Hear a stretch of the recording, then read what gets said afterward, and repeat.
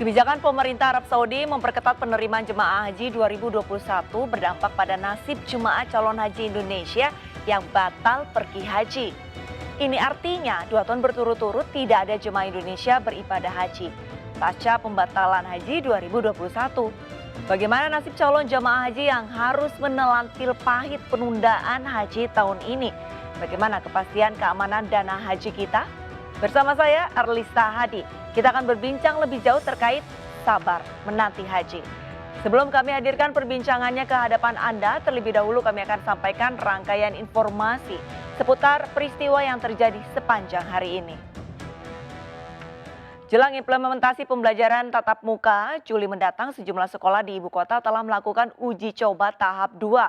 Salah satu sekolah yang menyelenggarakan uji coba tahap kedua ini ialah SD Negeri Cideng 07. Sejumlah penerapan protokol kesehatan menjadi aspek utama dalam masa uji coba ini, meliputi pembatasan kuota siswa 50%. SDN Cideng 07 menjadi salah satu sekolah yang memberlakukan uji coba tahap kedua sekolah tatap muka. Sejak pagi, siswa sudah mulai berdatangan untuk bersekolah. Dalam uji coba tahap kedua ini, sekolah hanya memberlakukan sistem tatap muka pada hari Senin, Rabu, dan Jumat. Jam operasional sekolah dimulai dari pukul 7 hingga 11 siang. Penerapan protokol kesehatan diberlakukan dimulai saat siswa memasuki kawasan sekolah dengan pengecekan suhu tubuh, mencuci tangan, hingga memakai masker. Untuk penerapan social distancing, posisi meja siswa diberi jarak masing-masing 1 meter. Belajar apa yang dipelajari. Sementara itu, SD 08 Kenari, Jakarta Pusat melaksanakan penilaian akhir tahun di sekolah. Protokol kesehatan tetap diterapkan dengan ketat demi mencegah penularan COVID-19. Siswa-siswi melaksanakan ujian sekolah yang lebih cepat dari kalender akademik guna memberikan waktu lebih untuk guru mengolah nilai. Uji coba PTM ini menggunakan sistem pembelajaran campuran, di mana sebagian dilakukan secara tatap muka dan sebagian lainnya daring. Berbagai aturan terkait protokol kesehatan juga diterapkan, mulai dari jumlah siswa yang masuk tidak melebihi 50% dari total kapasitas dan jarak saat kegiatan belajar mengajar di kelas, serta sanitasi yang memadai.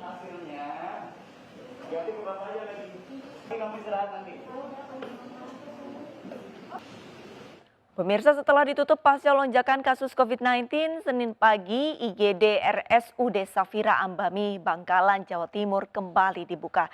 Namun jika setelah pembukaan terjadi kembali lonjakan pasien, maka akan dirujuk ke 8 rumah sakit di Surabaya. Keputusan pembukaan IGD RSUD Bangkalan dilakukan setelah sarana dan prasarana yang dibutuhkan untuk penanganan pasien selesai disiapkan. Satgas COVID-19 meminta manajemen RSUD Bangkalan secara ketat memisahkan antara pasien yang terpapar COVID-19 dan yang tidak terpapar di ruang pelayanan yang berbeda.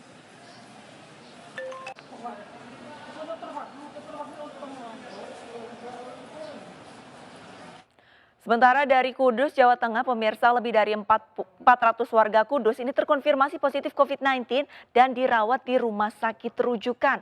Mencegah penularan COVID-19 di Kudus meluas, 1.200 lebih warga yang menjalani isolasi mandiri di rumah akan dibawa ke tempat isolasi terpusat di Asrama Haji Nodu Hudan, Boyolali, Jawa Tengah. Dinas Kesehatan Kabupaten Kudus Tengah mengupayakan penambahan IGD dan tempat tidur perawatan khusus untuk pasien COVID-19. Saat ini tingkat keterisian perawatan khusus COVID-19 di RSUD Sukmono Hadi Kudus mencapai 92%. Guna mencegah penularan COVID-19 dari klaster keluarga, warga yang menjalani isolasi mandiri dibawa ke tempat isolasi terpusat di Asrama Haji Donohudan, Boyolali, Jawa Tengah. Saat ini sekitar 1.280 warga positif COVID-19 menjalani isolasi mandiri. Hingga tadi malam, 46 warga telah dibawa ke Asrama Haji Donohudan.